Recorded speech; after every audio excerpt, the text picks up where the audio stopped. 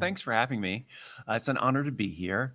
So yeah, I think you did a great intro to kind of what I'm going to be talking about today. We're going to be looking both at what we've learned through empirical research about what makes a company be seen as purpose-driven by the public, but also for the many companies who are not seen as purpose-driven, what can they do to sort of fix that?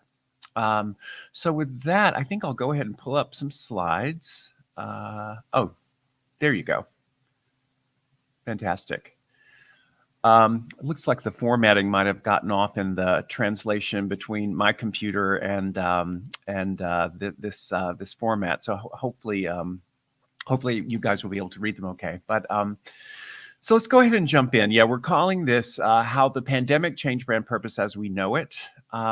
So two things I'm going to cover. And I think I think we have a total of 40 minutes. I'm going to try to keep my comments to 30 so that we have some time for questions if you guys have them, and which I believe you should be able to type into a chat at some point. So two things across the 30 minutes. One is just what we got through talking about purpose and the pandemic. And it's really the findings of the 2021 Purpose Power Index, the second wave. The first wave was in 2019 before the pandemic.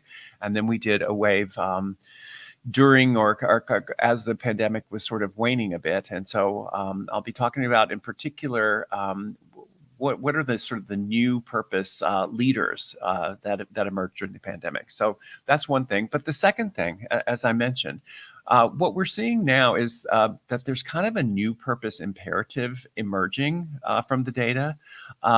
Almost every company that we included in the research had some sort of a purpose or mission statement, but as you'll see from the data, many of them don't get credit for it. So there's a new purpose imperative out there that I want to talk about secondly, and it's moving from simply asking why to asking the how of purpose. And I've got a little case study that I'll show you of a company that we think has been successful doing that.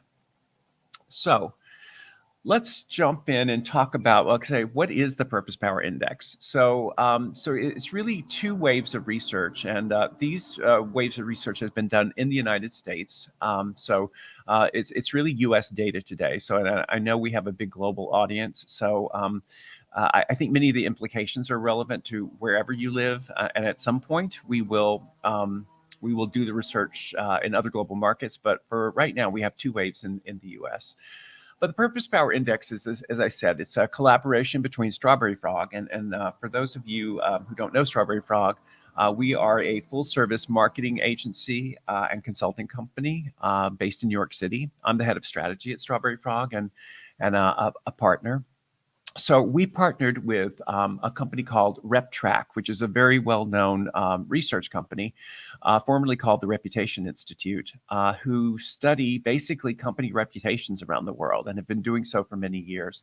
So we partnered together to create kind of the first large-scale empirical study among the general public of companies and the degree to which the public thinks they are or are not driven by higher purpose. This just really didn't exist before we did this. So we did the first wave as I mentioned, before the pandemic started in the late 2019. The pandemic hit, and we repeated the study in early 2021.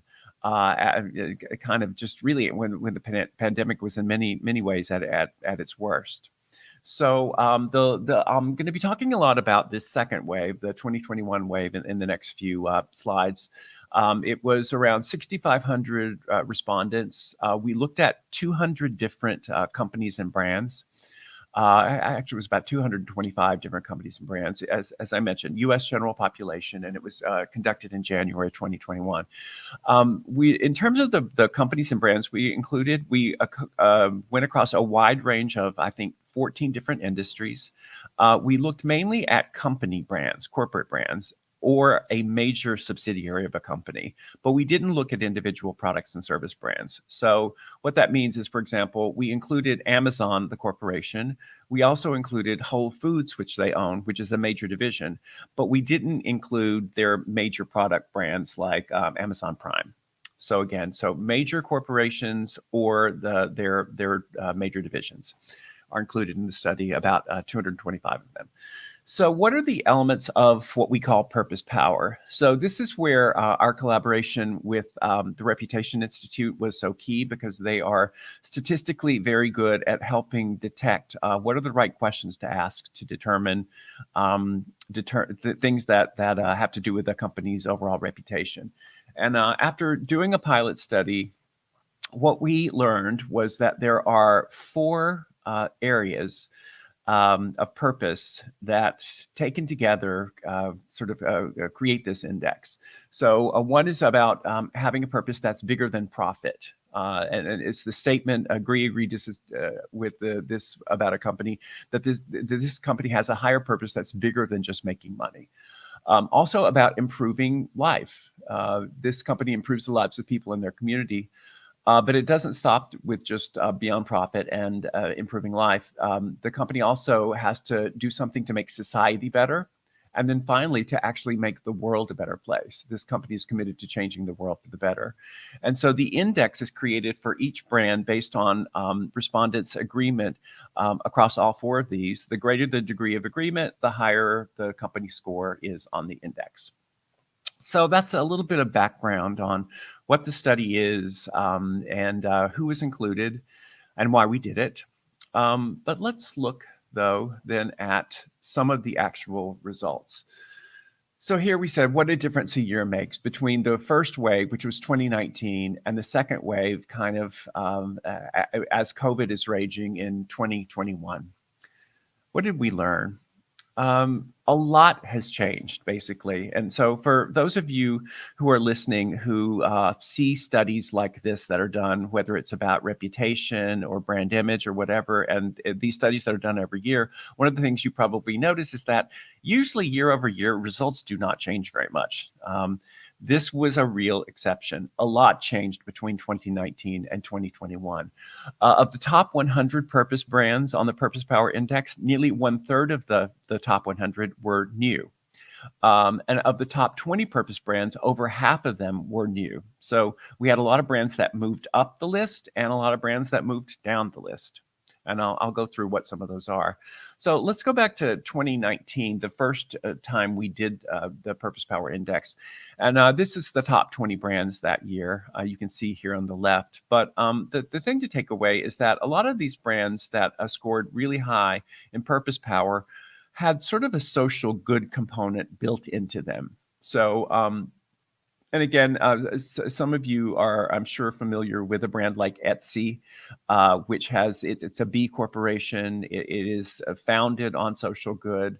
Tom's Shoes has a business model that's based on social good. Seventh Generation is based on, sustainability. So these are all brands, as I mentioned, they got social good kind of built into them, a lot of them. So that's what we saw in 2019.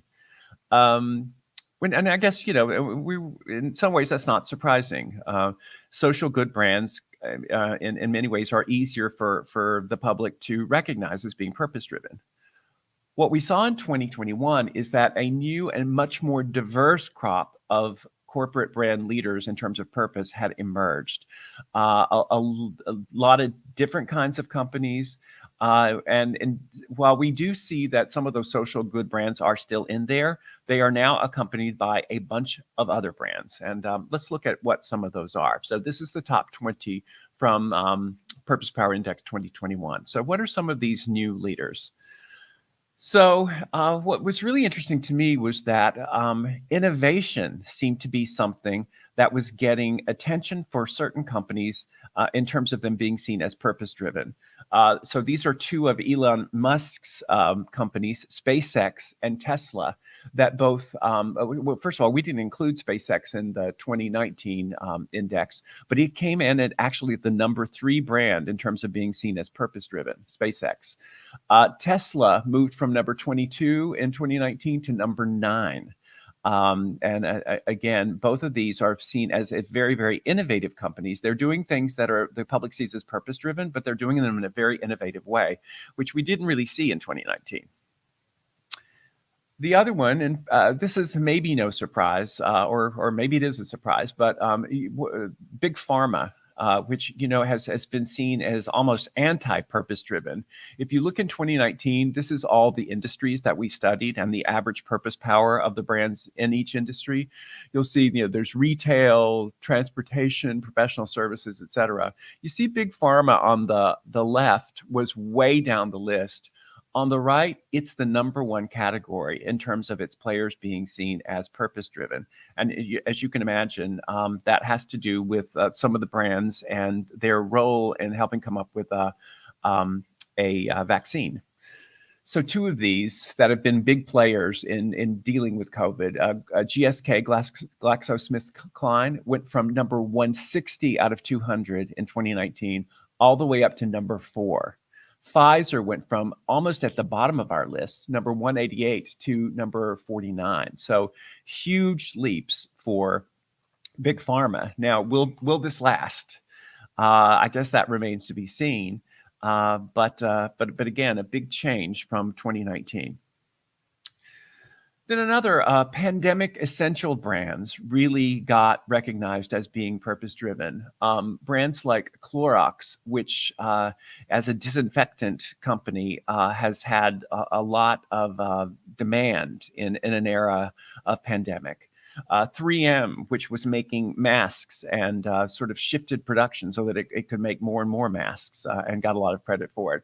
Kimberly-Clark, maker of the all-important and seemingly pandemic essential paper goods like toilet paper, again, got huge credit for the work that they did to meet demand during COVID. So pandemic essentials, and again, I don't know that these are necessarily brands that were seen as terribly purpose-driven before, but they got a new kind of lease on life in 2021.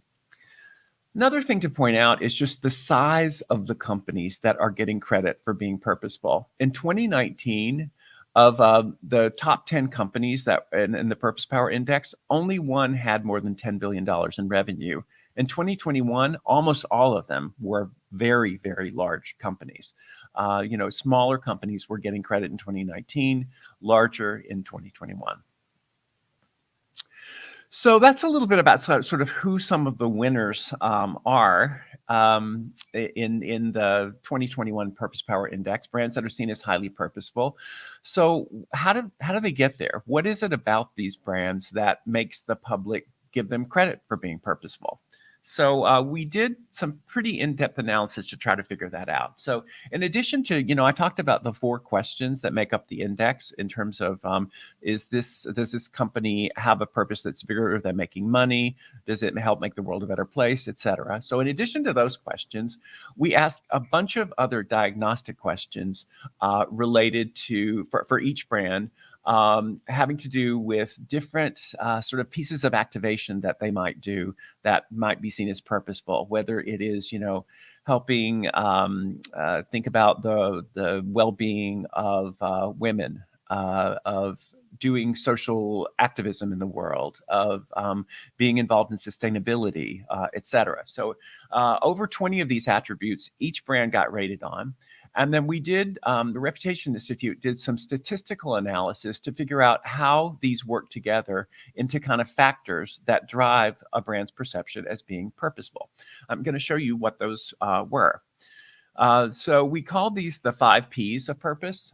So these are the underlying themes that the higher, the more credit people give a brand for doing the things on this page, the higher their score on the Purpose Power Index. So these are the drivers, the 5 Ps that make a brand seem more purposeful. And from left to right, and they're in order of statistical importance in driving purpose perception. So the first one's positive change. This is about social justice and activism. So, brands being or corporations taking on societal issues. The next ones we call people, and this is really about employees, the community, and philanthropy. Progress, this is about actively innovating solutions to advance mankind, and this is sort of like what we saw with Tesla and SpaceX. Then we have planet, which is really about making products and services sustainably. And then the number one driver is actually product, really about making products and services that make everyday life and actually the world a better place. So it's a little bit surprising to people because I think most would have said that social activism and positive change was the most important thing in being seen as purposeful. But what the public told us is that, no, you know what? It's actually your products. Are you doing stuff for the planet, progress, people, and then in last place, social activism that make a company be seen as purposeful? So let's look at an example of each of these factors of a brand that kind of does particularly well on that factor. And let's start with social activism, the one called a positive change. So one brand that got a very high purpose score overall, but really did super well in this whole positive change arena, not surprisingly, it's Patagonia. So I'm sure you guys have probably heard and seen Patagonia in the past. Their purpose is like, we're in business to save our home planet. And this was they put a tag in some of their clothes during a recent election in the U.S. called "Vote the Assholes Out," and it was really about encouraging consumers to get rid of elected officials who were climate deniers. And obviously, climate is a huge issue that the Patagonia company takes on as part of its purpose. So that's an example of a company with a positive change driver. The people driver, a brand that did really well on that one in the U.S. is it's called Chick-fil-A. It's a fast food restaurant, believe it or not, but it's known as one that has really, really great customer service, surprisingly good customer service. And they're a bit of a controversial brand in the United States, but they got a lot of credit as being purposeful for the way they treat not only their customers, but their communities. And again, this is a really super interesting one. This is really about progress and innovation, really transforming the world by coming up with solutions that help mankind. SpaceX got a super high score on this, and their purpose is really about making humanity multiplanetary, sort of taking up, I guess, where NASA and other space agencies left off. Which really has captured people's imagination and made the company be seen as serving a higher purpose than just making money. Just a couple more of these. We've got Lego. Lego is really driven, their high purpose score is really driven by this planet factor, really the environment and sustainability. And Lego's made some really great pledges that around the environment. By 2030, they're saying they're going to make all their core Lego products from sustainable materials by 2030. So they're getting a lot of credit for it around their purpose of inspiring and developing the builders of tomorrow. And then the last one is, as I said, product. And the most important one, Unilever is an example of a company that has really gotten a strong score on this by really making a lot of their products highly sustainable. Their purpose is to make sustainable living commonplace, and their chairman has been very, very outspoken about it. And you can see an example over here on the right-hand side of the page of washing your clothes with basically recycled carbon emissions for the Omo brand. But Unilever got a lot of credit, and it has got a lot of credit for building purpose actually into the products and services that they make. So all of these examples I've given you are kind of the good news. So the companies that are seen as purposeful, who are kind of the winners in the battle for being seen as purposeful, and a little bit about why. Let's talk, though, about the folks maybe on the other end. A lot of brands in our study were not seen as purposeful. And what's the new imperative if they want to change that? So what I'm not going to do is pull up the brands and the corporate names of companies that got really terrible scores on the Purpose Power Index. I'll just give you some generalities, but the news is kind of grim, to be honest with you, that most U.S. companies are viewed as being weak on purpose. So you see the way that we constructed the index with the Reputation Institute. It was a score of 0 to 100 based on those 4 questions that I mentioned to you. 0 to 39 out of 100 is poor, 40 to 59 is weak, 60 to 69 is average, 70 to 79 is strong, and 80 to 100 is excellent. So the unfortunate truth is that the average score across the 225 companies we looked at is 57.1, which means on average, the average, the US companies are viewed as weak on purpose. And if you look, that's actually 55% of the companies we looked at were in that weak bucket. So that just kind of gives you a flavor of that. The truth is, it's really hard to be seen by the public as purpose driven. So the companies I just went through that are the leaders, they're really the exception to the rule. And it's kind of disturbing to see this result, because almost every company on this list, if you go to their website, they have, if not a stated purpose, a stated mission. As we all know, leaders at companies around the world are thinking hard about purpose, yet the general reality is that companies aren't really seen as being purpose driven. What's going on? And this is just another example. This was actually from 2019. I just want to show you, we color coded the top 100 brands according to the whether they were poor, weak, strong, or excellent. And as you'll see, we only had 7 brands in 2019 that were strong, only 7, and none that were excellent. The bulk of brands were average to below.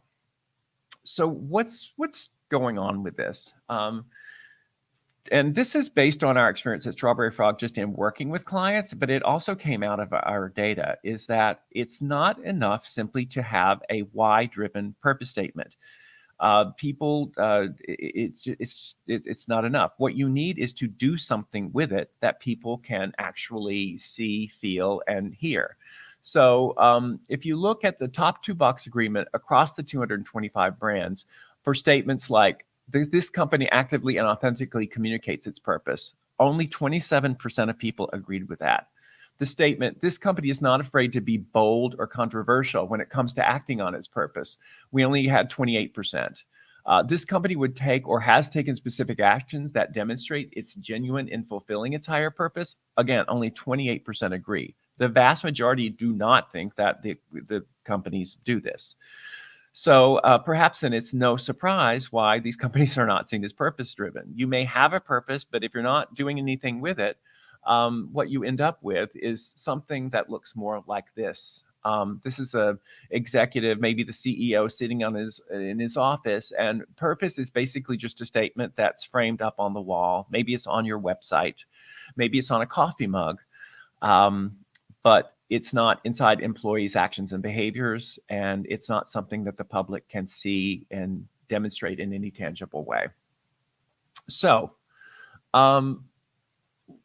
what's the challenge here then? So it's not surprising that a purpose statement alone is maybe not enough, because purpose itself, sort of by definition, is often lofty. It's hard sometimes for people just seeing or hearing a purpose statement to know what to do with it. So these are examples of purpose statements you might have seen, things like empowering people to do more, enabling a better life, making more possible. Often, if you just hear this kind of why statement, employees are less asking, like, what am I supposed to do differently now? Or what does this mean? What do I do with this? What action do I take? Sometimes from a purpose statement alone, it's just hard to know that. So we've come up with StrawberryFrog with what we feel is a remedy to this, and we call it movement thinking. So a movement, what is a movement? It is basically a group of people with a shared purpose to drive some kind of a change. The truism that I think really sparked the book that my partner, Scott Goodson, and I just published is that, people can't join a purpose, but they can join a movement inspired by a purpose. And that is what inspired our book, Activate Brand Purpose. The subtitle is How to Harness the Power of Movements to Transform Your Company. And the book itself outlines this whole idea that we call movement thinking. So movement thinking uses the principles behind successful societal movements to help companies galvanize stakeholders. It reframes your company or brand's purpose in a way that people can easily understand and can participate in. Here are the building blocks of movement thinking. There are 4 of them. All movements start with a dissatisfaction. What basically, is there a problem that's bugging you out in the world, a wrong in the world that needs to be made right? An enemy? What are we sort of against as a brand? A stand? What are we for as a brand? And then action. What are we going to do to get people to care and participate in our purpose and in our movement? I want to go through maybe just a little quick example before we wrap up here as to movement thinking in practice. And the reason I wanted to do this is that, we made the point, it's very hard to be seen as one of these great purpose-driven leaders. Most companies are not seen as purpose-driven. Is there an example of a company that is kind of beat the odds? I wanted to take an example of one that we've worked with that you'll see they've actually done really, really well on the Purpose Power Index, and they're actually a bank. Banks in general do not do well as being seen as purposeful, but this is a brand that, as I mentioned, has beaten the odds. So let me tell you a little bit about it, and I'm going to try, if I can, to play you a video that talks about the movement we created for SunTrust to help them be seen as more purpose-driven. So SunTrust came to us in 2015.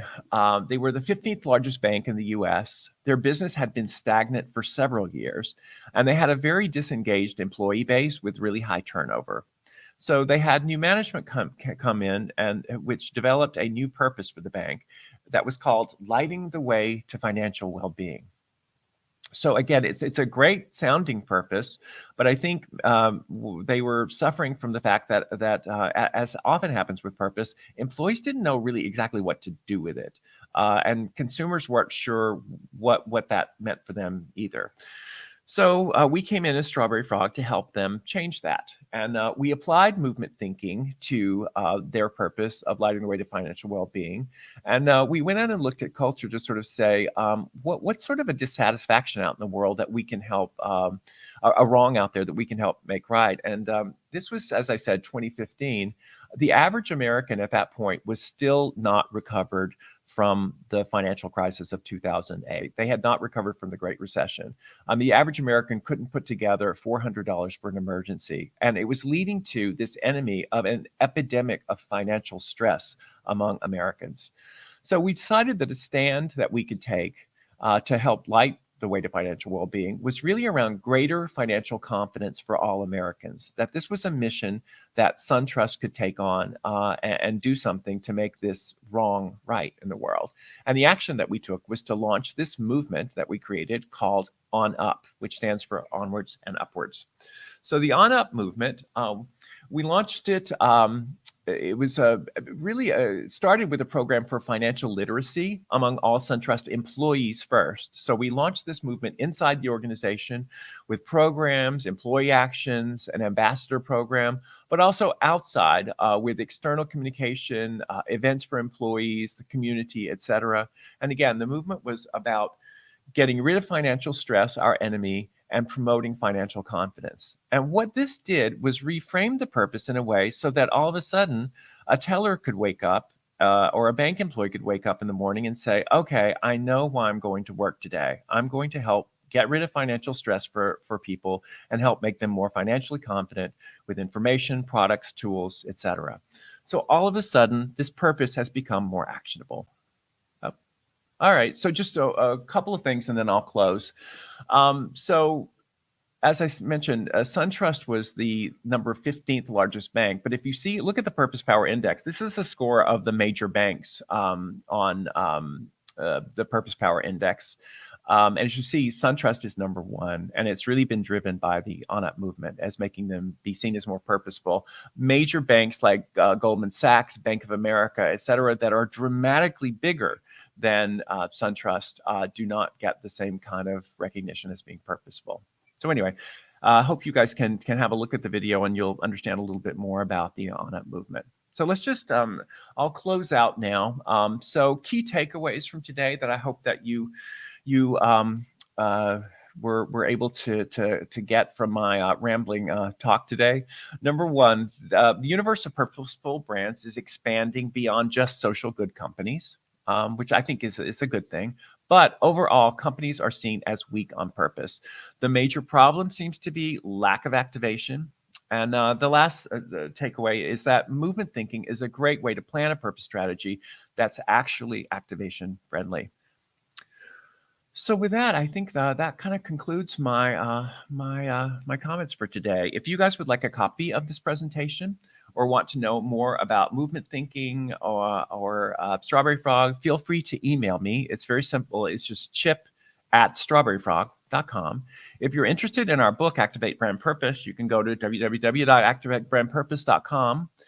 And if you want to know more about either wave of the Purpose Power Index, you can see it at www.purposepowerindex.com. So with that, I don't know if there are any questions. Hello. Hello. Hi. Welcome. Hey. Thank you so much for this illuminating presentation. I was just got on the show, so thank you so much. We have actually a couple of questions from the comments, and if you are also up for it, I can actually take the questions, and also we can engage the audience a little bit Sure. more.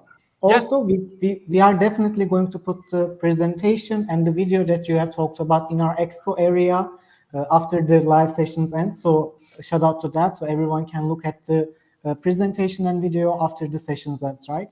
Okay, great. So, backstage crew, could you help me with popping up the questions to our screen? Okay, this question is, I believe, from Gül Shaplak. How do pharma companies position themselves in a purpose-driven sphere while holding tight with the intellectual property rights that make the vaccine, regarding the current hot issue, inaccessible to vulnerable populations as in low and middle-income countries? Yeah, it's a great question.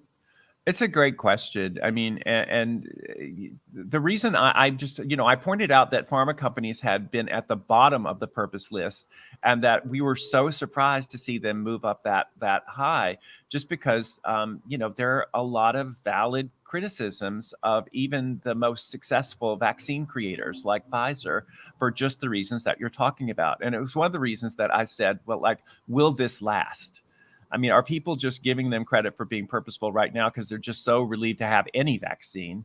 And will at some point very soon people start to question the motives and the behaviors of these same companies? I don't know. I would expect that the being seen as highly purposeful is probably going to be short-lived for most of these pharma companies unless they change their behavior. Thank you so much. Backstage crew, do we have any other question? Maybe we can. Oh, okay. So this one is from Chinem actually. Why do you think such a shift happened? What made the giants drive to purpose? So we have seen companies like Tesla that maybe we didn't see 2 years earlier. So what was the basic shift in that change? Yeah, well, I think it's a few things. I think that some of the big companies actually just started, I think, acting on their purpose in a more public way and making it clear that why they were doing what they were doing. Purpose has sort of taken boardrooms by storm. And in the past couple of years, several of the big companies have just made incredible efforts to get the word, not only get the word out, but actually do something. I mean, Unilever is a great example of that. So I think company actions changed. But I also just think that the pandemic environment made consumers more open to hearing those messages. It was like the world needs help. Governments can't do everything. So I think the companies that were seen as just doing anything got disproportionate credit than they might have if it weren't the pandemic. Thank you so much for this illuminating presentation. It was actually really great to hear those insights. I believe that one day Purpose Power Index is going to be on the executive board's agenda, actually. So it was actually really inspiring to hear what we are going to hear 10 years later. So thank you so much. And thank you so much for this session and all the live watchers. And we will see you at the next one. Thank you so much. It's been a pleasure.